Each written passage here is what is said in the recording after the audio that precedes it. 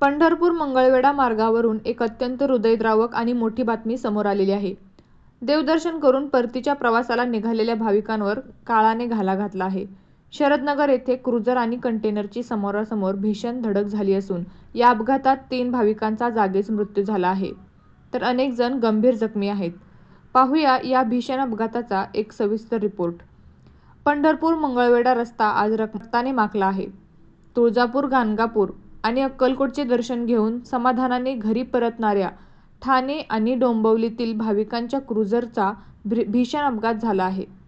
शरदनगर गावाजवळ cruiser MH13 BN 7687 आणि container MH 46 BU 6551 यांची समोरासमोर जोरदार धडक झाली आहे. ही धडक इतकी भीषण होती की क्रुझरचा चालक बाजूचा अर्धा भाग अक्षरशः चिरडला गेला आहे. या भीषण धडकेत ठाणे आणि डोंबिवली परिसरातील 3 महिला भाविकांचा जागीच दुर्दैवी मृत्यू झाला, तर 8 भाविक गंभीर जखमी असून त्यांची मृत्यूशी झुंज सुरू आहे. हे सर्व भाविक श्रद्धेने गाणगापूर आणि अक्कलकोट येथील दर्शन आटपून पंढरपूरच्या दिशेने येत होते.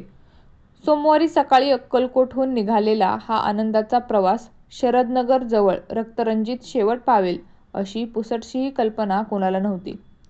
अपघातानंतर घटनास्थळी मोठा आक्रोश पाहायला मिळाला.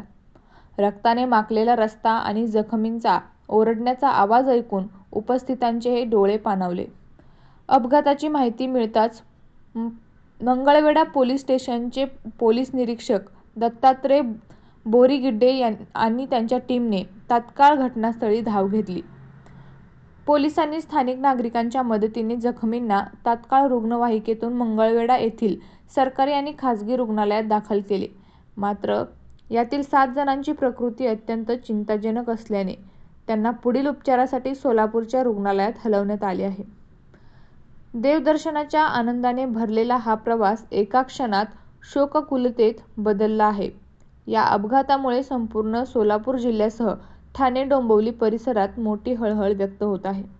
रस्ते सुरक्षा आणि वाहनांचा वेग यावर पुन्हा एकदा प्रश्नचिन्ह उपस्थित झाले आहे.